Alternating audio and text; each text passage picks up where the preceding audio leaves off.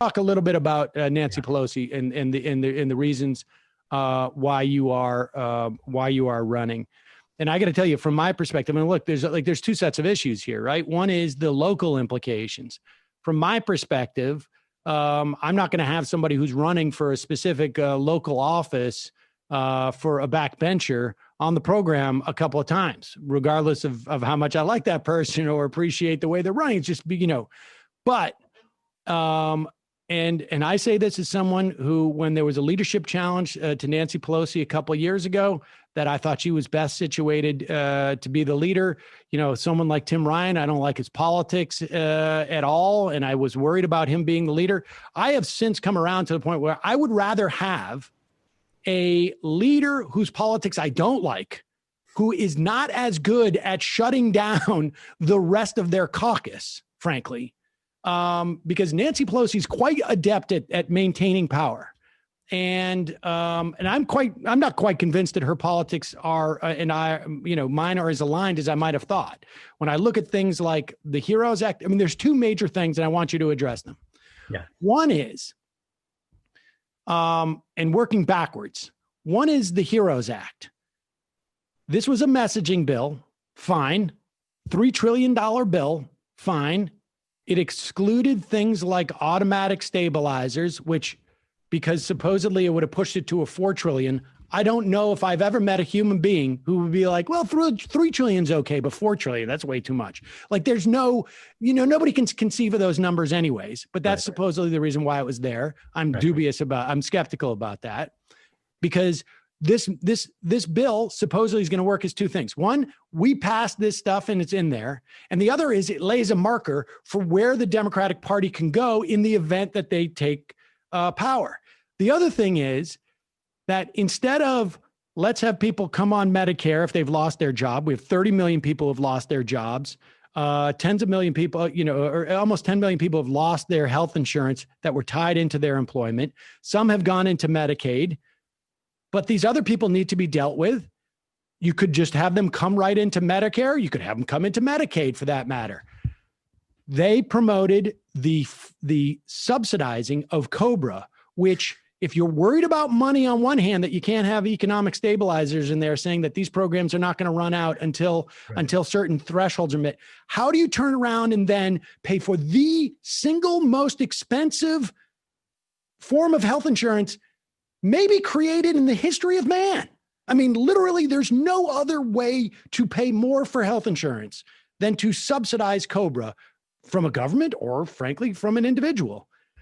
That's one of the big problems I have. And the other problem is, and there were many people saying this contemporaneously, I had a couple on this show. When they passed the CARES Act, that was the only time there was leverage. The Republicans wanted that trillions of dollars of backstop from the Fed. They wanted the corporate money to go out there. There was nothing else on the Republican wish list. And I mean, so much so that they had to manufacture this whole like corporate indemnity, which there hasn't been a rash of suits against corporations. That's not, I really think that's sort of kabuki. But this is her job. She has one job, because she cannot force anything through a Republican Senate.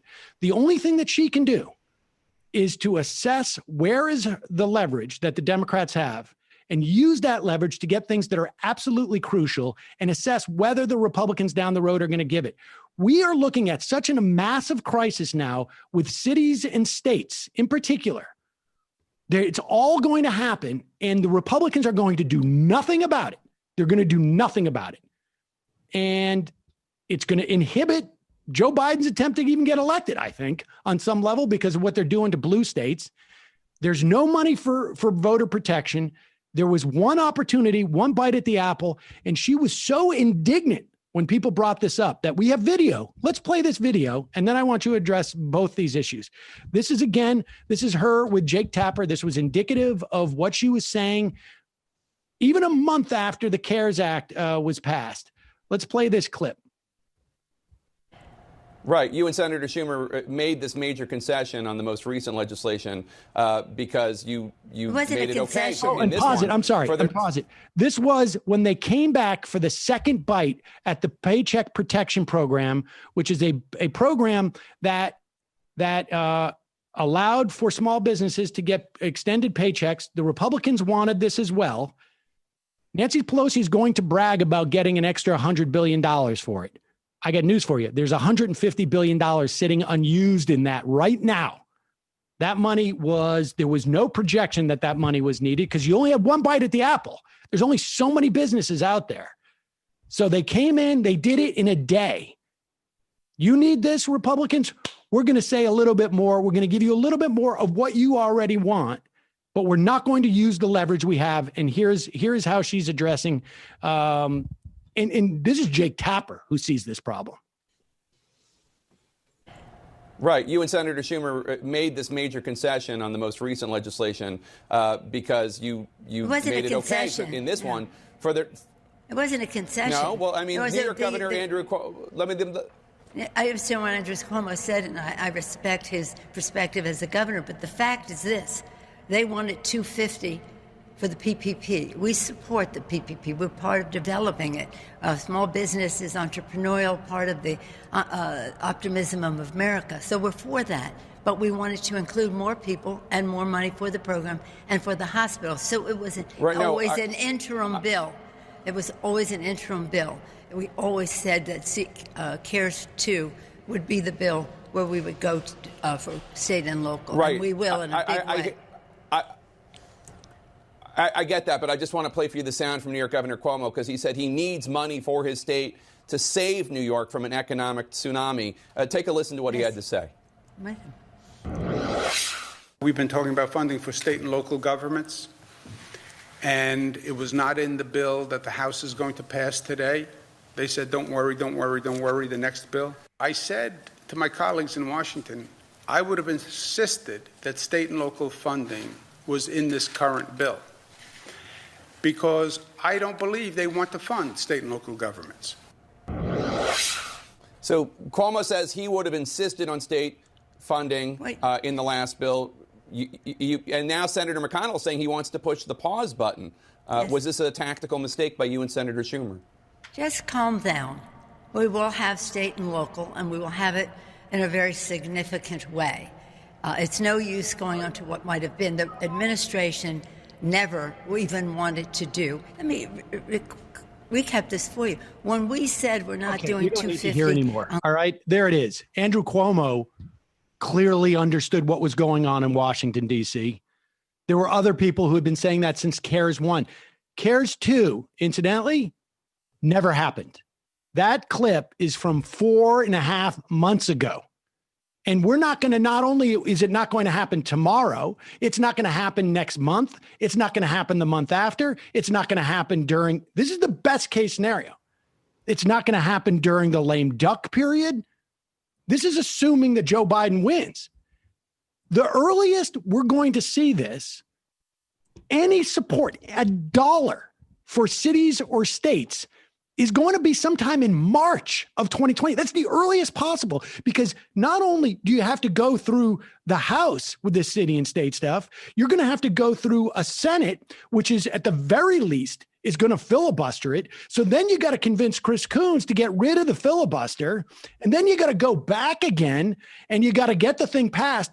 And that dollar's going to get out the door. We're not going to see this until March, almost a year after she said these words. Best case scenario.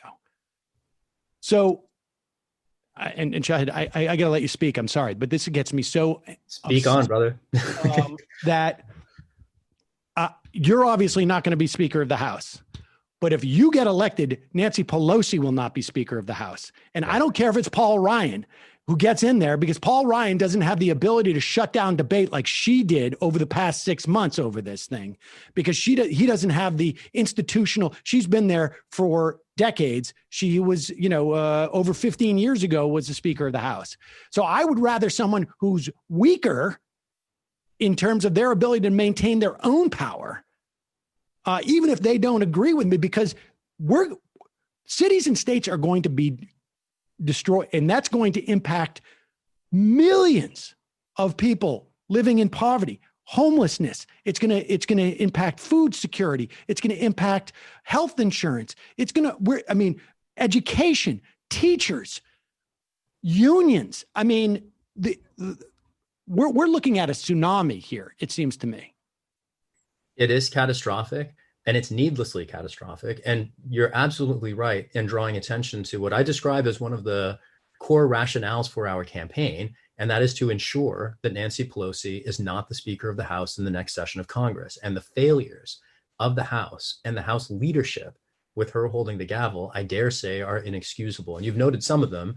It's just to note here, there are two different points at which Nancy Pelosi in the last several months has just profoundly conceded any authority and influence to the right wing. The first of them you noted, and that was the passage of the first stimulus bill, giving away more or less everything that the GOP wanted without insisting on anything that our communities needed. The second was the more recent CR. And this idea that somehow Nancy Pelosi— That's the continuing resolution that allows the government to open. She has made an agreement with Mnuchin to just do a clean, we'll keep the government open. No stimulus, no rent and mortgage relief, no UBI, no support for state and local governments, none of that stuff, right? And the idea, she gets a lot of credit from people, centrist liberals who think that she's strong because she tears up a speech or claps sideways. But the voting record, the policy record suggests that the House Speaker, Nancy Pelosi, the most powerful Democrat in Washington, is Donald Trump's greatest enabler on Capitol Hill. And I've known this. I've watched it.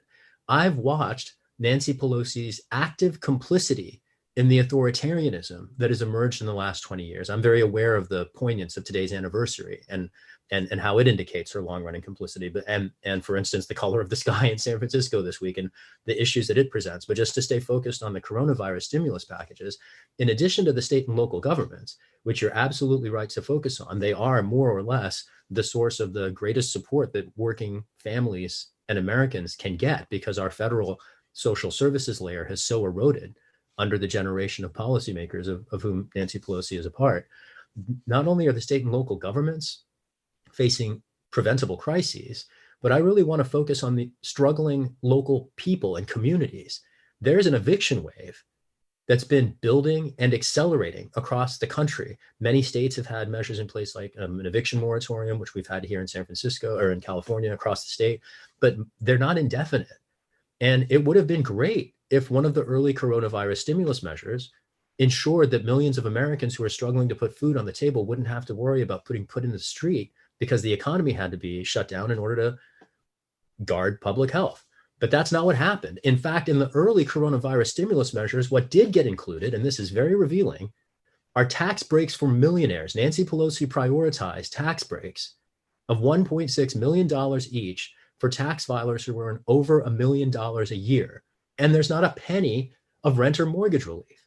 And there's a bill on the table that would keep millions of people in their homes, that would allow people to sleep at night, who I think their anxieties on top of their everything else might be difficult to deal with. And those weren't prioritized. I see similarly UBI. I noticed an article this morning that France recently decided to extend its support program, direct cash payments to residents, through the summer of 2021. And in the United States, we've had two one-time payments of $1,200 for some tax filers, most of whom haven't gotten it. The PPP, which Nancy Pelosi was bragging about on that clip, her own husband was a beneficiary. He's a part owner of a hotel in Northern California. Her own husband got a PPP loan for his business worth over $1 million. And I've talked to small business owners who haven't been able to navigate the Byzantine process to gain access to it. So even the PPP was, which as you noted, has unspent funds, was something of a racket. And she's talking about the optimism of America. The optimism of America is making sure that people can get medicine if they're sick. That's what you show up for if you care about optimism in America, or making sure that we don't have a sky that's poisonous to literally millions of people who live up and down the West Coast. That would support the optimism in America. And my favorite part of the clip that you shared is where Nancy Pelosi says, well, there's no point in debating what could have been. And with all due respect to the speaker, we live in a democracy, and there's a great deal of point in assessing what might have been, because even if she doesn't seem to realize it, she's accountable to the residents of San Francisco, and she faces a Democrat in the November election for the first time in her career during which, incidentally, she has never, not once, shown up for a debate against a challenger. It's been 30 years since she went to the House. She's never debated a challenger. And she says there's no point to looking at her record.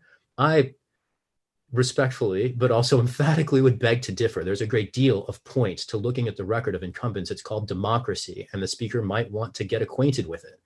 And I'm eager to acquaint her with it in a few months. I just want to clarify for something for people who don't understand how California works. California has what is known, I guess, as a jungle primary, where there is it is not based upon parties. Everybody goes in there, and the top two vote getters end up meeting in the general election. So you have instances, theoretically, you could have a Republican running against a Republican in a general election.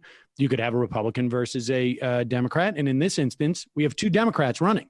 So just want to make it clear. There's no spoiler situation here. There's no, none of that is a question. There is going to be a Democrat who is going to be sitting as a congressperson from the 12th district of California. The question is it going to be you or Pelosi? And again, I also just want to remind people, because I know there's some people out there like, what about the Republicans? Yes, the Republicans are not going to pass anything except for, unless you have what they want, which had already been given away. And it's really the second time.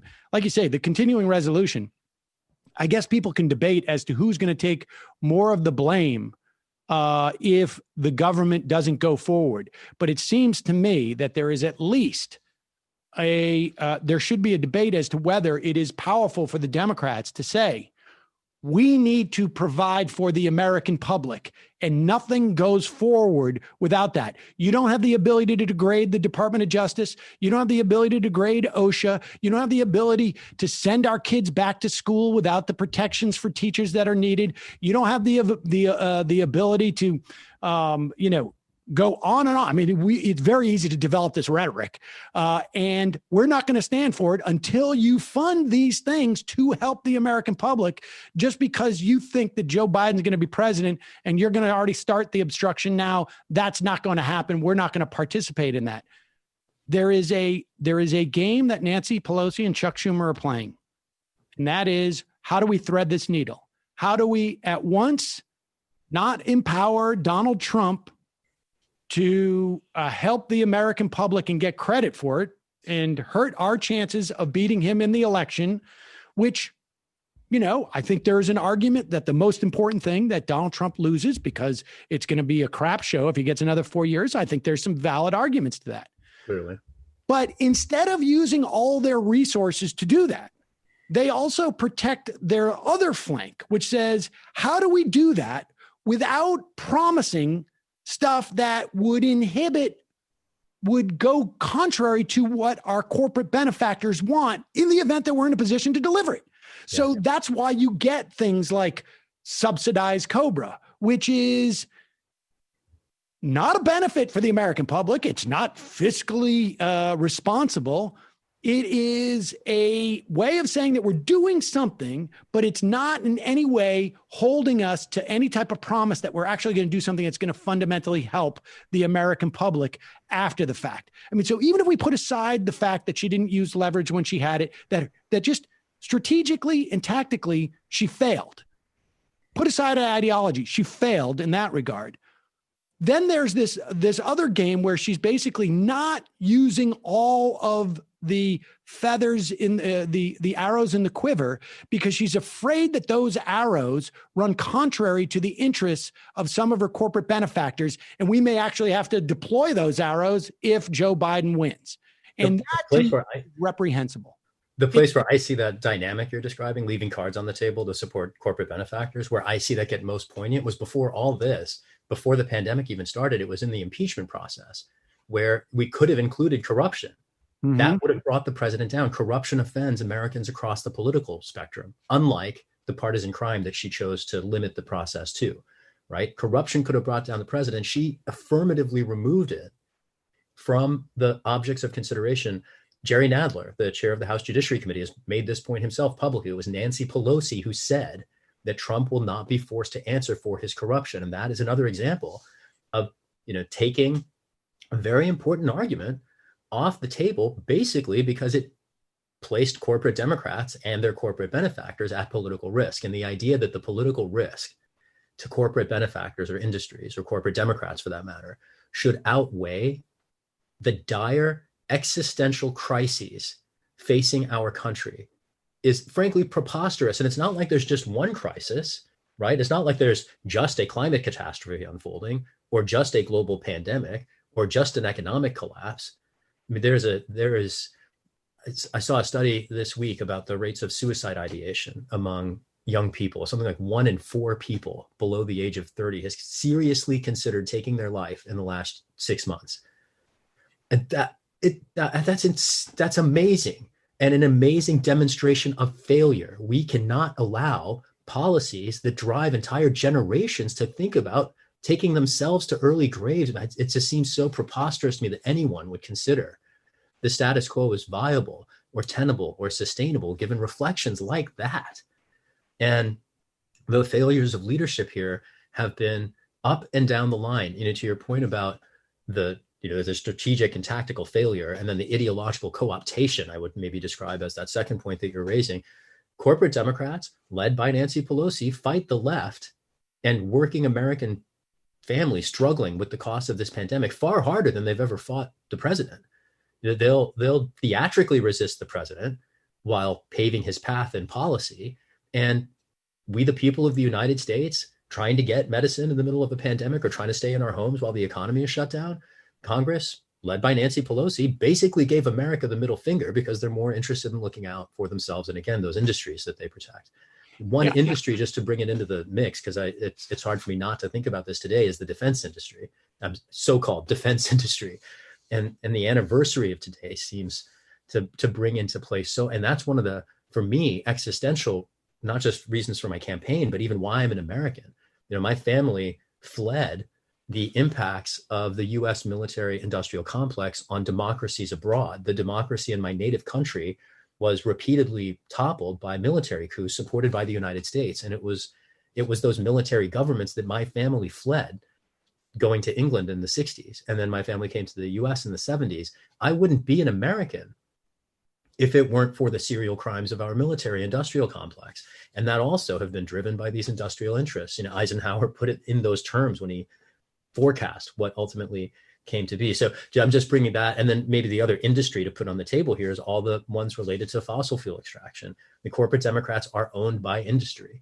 And it's why we call them corporate Democrats, and their policies reflect it. And the idea that we are forced to choose at a time like this between outright unrepentant fascists and people who put corporate interests before our communities.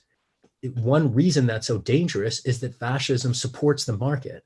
That role of corporate Democrats paves the road for fascism, because, to your point, if we don't have alternative voices saying to people, and this is one reason I supported Senator Sanders for the presidency, if we don't have alternative voices that are actually meeting people where we are at and meeting their needs, populations and electorates become very susceptible to the allure of right-wing populism, because it preys on dejection, it preys on fear and anxiety, it preys on insufficiency, it preys on crisis. And because corporate Democrats have done nothing to actually address the real crises confronting our people, it primes the pump for Trump and his criminal ilk. And as much as I fear this president, I fear what he has unleashed far more. And what he has unleashed, I fear, will be the defining characteristic of our generation. Our generation's project is to put that genie back in the bottle and reassert a vision of America that includes all people, that has respect for workers, that has respect for minorities, that doesn't degrade, other countries as, I can't even repeat the president's terms. It's just so vile what we see in Washington today, and we can't take it. And we can't take the actors who claim falsely to resist it while tacitly, and in some cases, too many cases in the example of corporate Democrats, actively supporting the policy paradigm. There was that performative aspect. The other day, Nancy Pelosi tweeted out something to the effect of, "The president, you lied and people died." All well, I remember that. True. And I just added a link to that interview with Jake Tapper, because that to me was just, indicative of both how indignant she was about the criticism she was getting. It pointed out that there was criticism that was contemporaneous, that people could predict how the Republican Party was going to act and could assess what their agenda was. Yep. And it also indicates her either disingenuousness or cluelessness as to how this was all going to play out. And I don't know which one it was, and it really doesn't matter. Same. But the performative is not enough. And for people who criticize me by saying, like, you're doing both sidesism and the most important thing is to get rid of Donald Trump, I agree the most important thing is to get rid of Donald Trump. There is not a single voter in the country who is contemplating switching from supporting Donald Trump to supporting Joe Biden, who is going to listen to Nancy Pelosi, with all due respect. Nancy Pelosi has allowed herself to become villainized by the Republican Party because it strengthens her support within the Democratic Party. This is a very obvious technique that anybody who is a YouTuber up to, I don't know, a despot understands that having an outside enemy rallies people around you, and it is not helping the Democratic Party win. She is maintaining her own power. And things like, if you're challenging a sitting Democrat in the House, you are blacklisted. But I will support Joe Kennedy going against Ed Markey. And why? Because Ed Markey joined AOC in supporting the Green New Deal, which she is fundamentally against. People can remember those first month in 2018 when the Democrats swept into power and Nancy Pelosi fought tooth and nail to make sure there was no talk of Green New Deal. She made sure there was no talk of Medicare for all. None of these things, which poll after poll, you had Stanley Greenberg, who is a longtime Democratic pollster, not an ideologue, not a leftist in any measurable way, just like a straight down the middle Democrat who's basically done poll after poll, focus group after focus group, which show if you want to win, you offer healthcare in a meaningful way. And now all you got to do is look to the north if you're in San Francisco and you see a blood red sky. And the idea that the Democrats do not have a fully articulated vision of healthcare, not just for the 10 million people who are eligible to go into the ACA exchanges around the country, but for every American in the country to make it cheaper for them. And they don't have a fully articulated vision, a comprehensive one, where they're all on the same page, where they can point to the sky in the north of California and say, see that blood red sky? That is the new norm, and we need to do something about it. The fact that we are absent of that at this time may not preclude us from defeating one of the most hated presidents in the history of the country. But when 2022 rolls around and when 2024 rolls around, we could be looking at President Tom Cotton. We could be looking at a Republican Senate and House. I mean, it's not enough to every 4 years get a couple of years worth of ability to create legislature, because we've now seen what happened to Obama's accomplishments to the extent that they were. You need to have a durable victory, and to have a durable victory, you need to actually provide stuff that the public wants. And that is not inconsistent with defeating what I consider to be one of the greatest threats to the country that's certainly been alive in my lifetime. And I lived through Nixon, for God's sakes.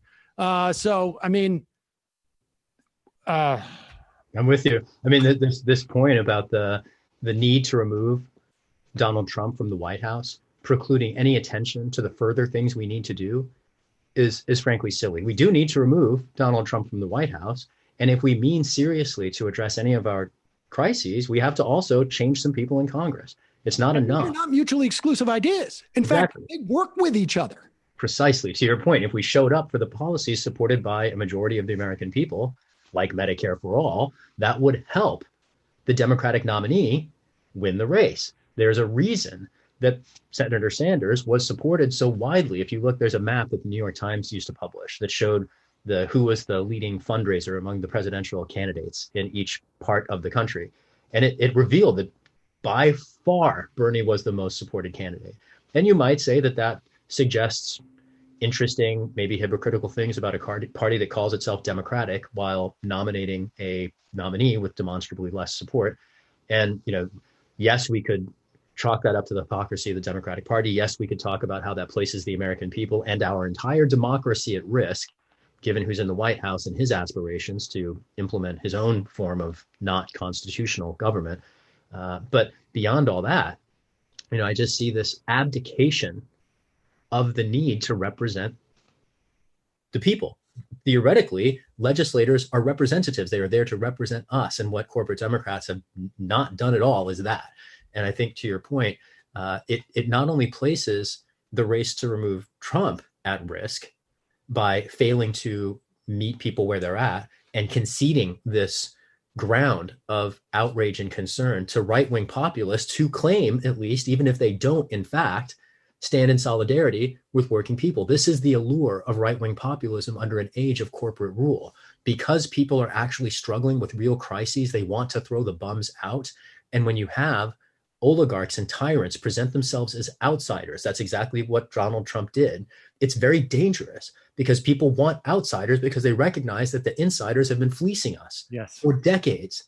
And Nancy Pelosi's been part of that. When you talk about the blood red sky in San Francisco, one thing I think that's really important to note is that the environmental crises here long preceded this week. They long preceded the drought that sparked wildfires in the last several years. Hunters Point is a neighborhood here in San Francisco. It's in the southeastern corner of the city. It's one of our last remaining Black enclaves, and it's been poisoned by the U.S. Navy for decades. It's the site where they built the nuclear bombs that were tested in the South Pacific before the use of weapons of mass destruction in Hiroshima and Nagasaki by the U.S. military. So before we committed mass atrocities, we were testing these bombs in the South Pacific, and we were poisoning an entire neighborhood across San Francisco where the breast cancer rates and the asthma rates are among the worst in the world. And that was long before the sky turned red. And the idea that the political establishment in Washington is able to ignore these issues of public health and environmental racism, to me, it's really poignant because the Speaker of the House represents this city. And these issues around environmental racism and justice and toxicity and public health, they've been there for decades. And it would be great if Hunters Point had a powerful member of Congress to do something about it, but our very powerful member of Congress from San Francisco, at least, has had other priorities like passing tax breaks for her fellow millionaires. Let's